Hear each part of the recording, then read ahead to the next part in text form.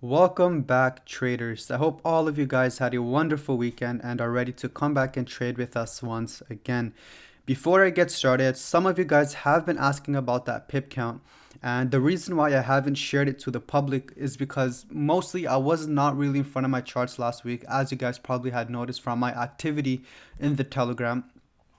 Also, because of the reason that Monday was a holiday and more than half of Thursday we didn't even trade, or Friday as well, where actually the major moves had occurred. So for that reason, I thought it wasn't really fair for me to post the pip count without even having a complete week to trade in. So for that reason, I did not post it. However, I want to outline this and I want to emphasize this point that those trades that we took is still going to be considered with our overall pip count for the month. So as April comes to a close, I will be sharing all of those pip counts and all of those trades that we had taken for the previous week. I hope you guys understand. There's really nothing much else I can say. It was just a hectic week for me last week, and I was all over the place. So it's still going to be taken into account. So for that reason, it's everything is fine. So the first setup I want to talk about is GBP odds. So on the weekly time frame, you can see last week we had a huge push to the downside over here. 2 weeks ago we had this huge bearish engulfing some of a lot of candlesticks here, especially these wiki, the ones with the lots of wicks being spiked to the upside and to the downside. We had a nice engulfing. We didn't quite engulf this one, but that was due to the fact that we did open in a gap.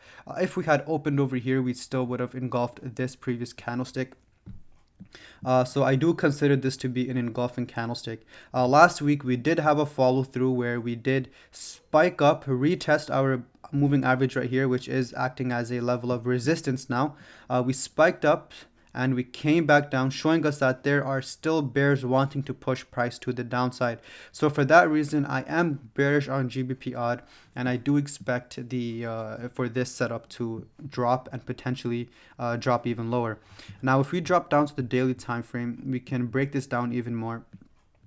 You can see we were in an overall uptrend over here. So let me just do that. We were in an overall uptrend, creating a continuous higher highs over here. We formed a double top, but then we continued to push up higher. Now, if we were to just ignore these huge wicks thrown to the upside as it was manipulation, and if we were to just look at market structure, we could see that price has actually started to come back down and actually even break market structure in a way, and I'll explain to you what I mean. So if you can see right here, let me just quickly. Okay, considering this right here, this level is the higher low formation. We pushed up to create that higher high. So this right here would be our higher high. Again, we're not considering these wicks right here because it was manipulation. After this higher high, we came back down to create our higher low right over here with this level, which is at 1.97230, which you guys can see was acting as a huge level of support. We pushed up to create our last higher high, and then immediately we had a huge push to the downside, a huge bearish push to the downside, and we continued to push further down. We lost some momentum over here. We pushed up, but creating a bullish engulfing and even closing above this previous level of support, now turned into resistance, and then immediately we follow through with a bearish shooting star, telling us that the higher low structure over here has been broken, and now we could expect some downside to occur. Now, for us to enter this position, we would want to confirm, because obviously we do have a support level at 1.96 right here, which you guys can clearly see. We need to confirm that this level will break before targeting our next support level at 1.94. This approximately is around 190 pips, so this is a good trade for us to actually consider and even enter and execute upon. So basically what we have to look for right now is a closure below the daily closure below. Why daily closure? The fact is because we were analyzing on the daily time frame. So whatever time frame you analyze on, that's the time frame you have to wait for the daily closure to confirm your setup. So daily closure below 1.96, this level right here. We have to wait for the retest to occur. So this will be after the daily closure on Monday. And once we have that retest and we go down to the lower time frame, say the 4-hour time frame, and we confirm that this level is now acting as a level of resistance, we would then look to enter our short position back down to 1.94, which I mentioned earlier, which would give us around 190 pips. And our stop loss, we could make it a 1 to 3 risk reward ratio, but we would have our stop loss somewhere like around this area. So around 50 to 45 pips is how much we would be risking in terms of pips. So we have to be very, very careful when entering this position, and we want to be very accurate. As you guys can tell, GBPAUD is it's having a lot of spikes throughout the weeks, having a wick thrown to the upside, then a wick thrown to the downside.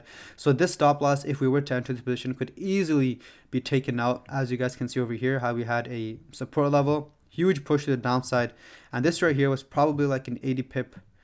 Yeah, so like around 80 pips or so. So we had a huge wick thrown to the downside, and then it pushed back towards the upside. So we have to be very, very careful with GBPAUD, and we want to be able to enter this position very accurately and very cautiously.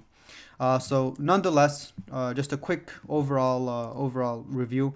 We're simply waiting for the daily closure to close below the support level to confirm that we are indeed going to continue to push to the downside with a broken market structure.